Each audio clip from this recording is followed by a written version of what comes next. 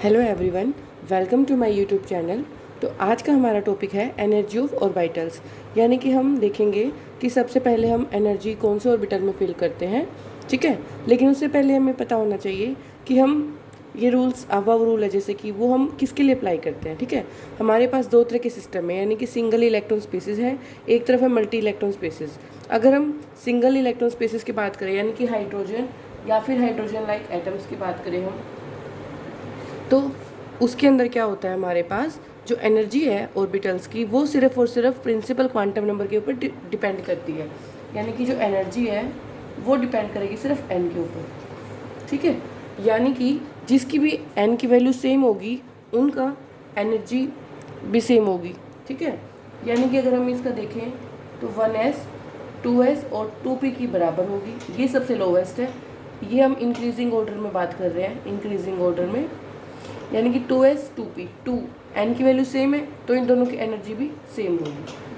फिर अगर हम 3s 3p एंड 3d की बात करें तो यहाँ पर n की वैल्यू हमारे पास फिर से सेम है, तो इसका मतलब इन तीनों की एनर्जी सेम होगी।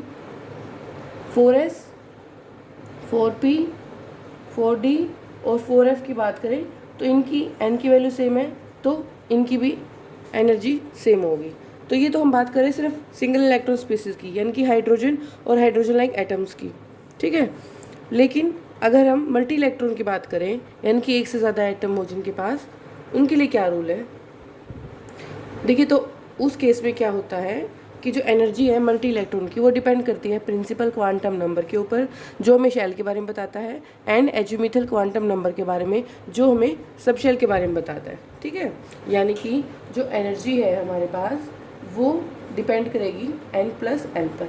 इसको हम बोलते हैं n+l रूल भी, यानी कि अफबाउ प्रिंसिपल के बारे में हम यहाँ पढ़ेंगे। जो अफबाउ प्रिंसिपल है वो हमें यही बताता है n+l रूल के बारे में, यानी कि जो एनर्जी का ऑर्डर होगा फिल करने का वो हम कैसे डिसाइड करेंगे, वो हम n+l रूल से देखते हैं। ठीक है, तो सबसे पहले मैं बता देती हूँ आपको अफबाउ का मतलब क्या होता है। इसका मतलब ही होता है बिल्डिंग अप। ठीक है, इसका मतलब यानी कि इलेक्ट्रॉन है, electron first occupy lower energy orbital. अब हम n+ रूल से पता करेंगे, जिसका भी n+l रूल से हम देखेंगे, अगर लोअर वैल्यू आती है हमारे पास n+l की, lower the value of n+l then lower with the energy.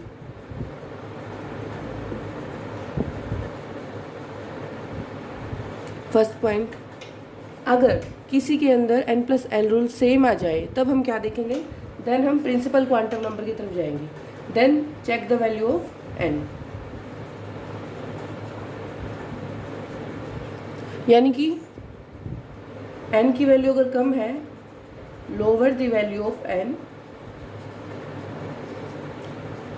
Lower will be the energy.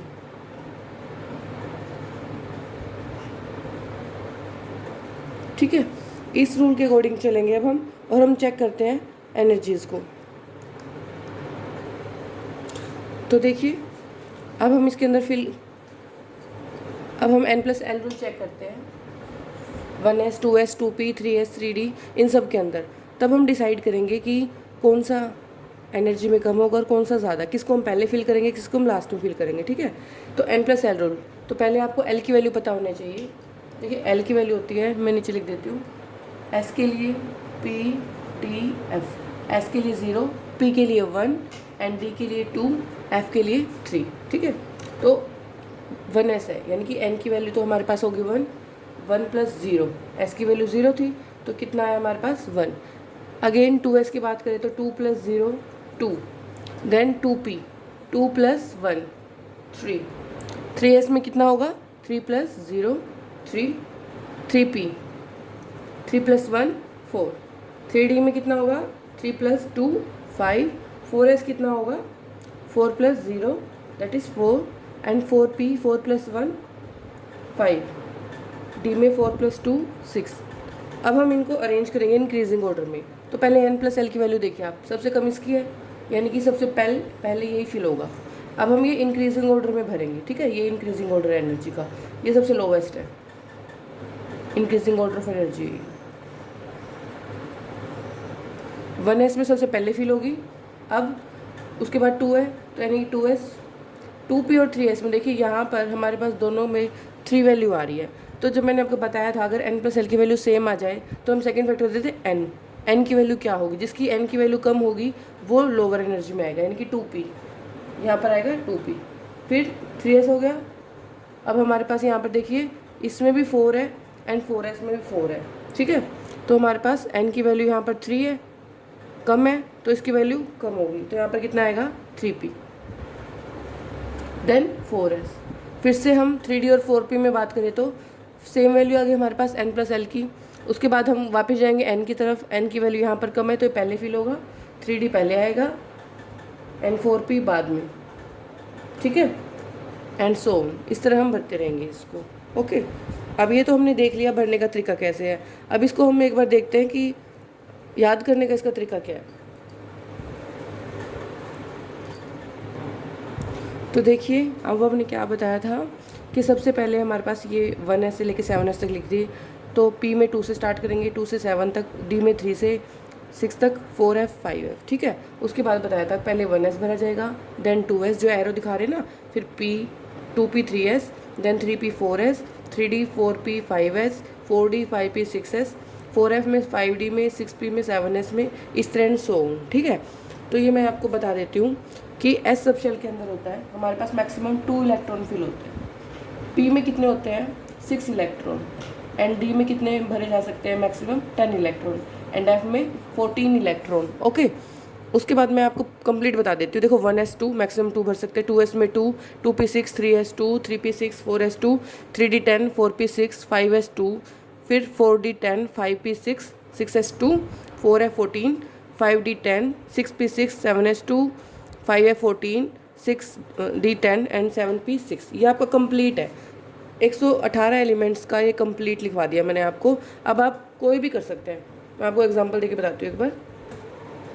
जैसे कि अगर हम एग्जांपल ले बोरोन का, देखिए बोरोन में क्या है 5 है, तो देखिए 5 तक काउंट करिए, 1s2, 2s2 एंड 2p 1 आ जाएगा। तो इसका क्या होगा 1s2, 2s2, 2p 1। कार्बन की बात करें तो कार्बन में कितना एटॉमिक नंबर होता है 6, then 1s2, 2s2, 2p 6, sorry 2p2, okay. Then अगर हम बात करें नाइट्रोजन की तो कितना होता है 1s2, 2s2, 2p3, ठीक है। नियोन देखते हैं 10 होता है एटॉमिक नंबर, तो कितना हो जाएगा 1s2, 2s2, 2p6, हो गया ना 10। तो 1s2, 2s2, 2p6, ठीक है। इस तरह आप किसी का भी निकाल सकते हैं, मैंने आपको कंप्लीट लिखवा दी है ये टेबल कि पहले कौन सा भरा जाएगा, सेकंड कौन सा भरा जाएगा, ठीक है। आप कितना ही बड़ा एटॉमिक नंबर हो आप किसी का भी इससे निकाल सकते हैं, ओके। अब मैं आप देखो याद करना तो थोड़ा मुश्किल है, बट मैं आपको एक अच्छी सी ट्रिक बताती हूँ कि आपको इस तरह से याद करना ईजी हो जाएगा, वरना आप ये बनाते रहोगे एग्जाम में 1s 2s, ये थोड़ा मुश्किल है। तो मैं आपको एक ट्रिक लिखवा देती हूँ। देखो सबसे पहले क्या है, देखो ये है सर, ठीक है। सर का हम लेंगे एस, क्या बोलेंगे सर को, पढ़ाओ सर, पढ़ाओ सर, ठीक है, पढ़ाओ सर। क्या कह रहे हैं, दिल्ली पढ़ाओ सर, दिल्ली पढ़ाओ सर, ओके, DPS, ठीक है। फिर कहते हैं फ्री में दिल्ली पढ़ाओ सर, ओके। तो देखो अब बस हमें क्या करना है, इसको 2 बार लिखना है, यानी कि सर ये 2 बार लिख दिया, पढ़ाओ सर PS 2 बार फिर से लिख दिया, दिल्ली पढ़ाओ सर, दिल्ली पढ़ाओ सर, दिल्ली पढ़ाओ सर, ओके। उसके बाद हम क्या करेंगे, फ्री में दिल्ली पढ़ाओ सर, फ्री में दिल्ली पढ़ाओ सर, फ्री में दिल्ली पढ़ाओ सर। अब ये सर यहाँ नहीं लिखा, बस इतना ही है यहाँ तक, ठीक है। अब हम क्या करेंगे, इसको थोड़ा सा इधर रब कर देती हूँ मैं। देखिए अब हम क्या करेंगे, अब हमें स्टार्ट करना है एस को 1 से, याद रखना ये एस को स्टार्ट करेंगे 1 से, SPDF, यानी कि 1 2 3 4, एस को स्टार्ट करना है नंबर 1 से। ये एल की वैल्यू नहीं लिखवा रही मैं आपको, ये मैं आपको बता रही हूँ कि इसको ये ट्रिक के लिए बता रही हूँ मैं आपको। तो एस की वैल्यू यहाँ से 1 है, 1, फिर चलो 2s, यहाँ पर एस की तरह 3, 4 5 6, ओके। अब यहाँ पर आ गए 7s। अब पी की मैंने बताया था 2 से स्टार्ट करनी है, तो यहाँ से स्टार्ट करो 2 3 4 5 6 एंड 7p। उसके बाद D3 से बताया था मैंने आपको 3, फिर 4 एंड देन 5 देन 6, ओके। अब F बताया था मैंने 4 से स्टार्ट करना है, 4 5। ये देखिए कितने आसान ट्रिक है, क्या है, 2 बार लिखना है सर सर पढ़ाओ सर पढ़ाओ सर, दिल्ली पढ़ाओ सर दिल्ली पढ़ाओ सर दिल्ली पढ़ाओ सर, फ्री में दिल्ली पढ़ाओ सर दिल्ली पढ़ाओ सर, ठीक है, फ्री में दिल्ली पढ़ाओ सर दिल्ली पढ़ाओ, फ्री में दिल्ली पढ़ाओ सर, ओके। ये आपको याद हो जाएगा। अब इससे आप किसी की भी इजीली इलेक्ट्रॉनिक कन्फिगरेशन लिख सकते हैं, बहुत इजी मैंने आपको समझा दिया है।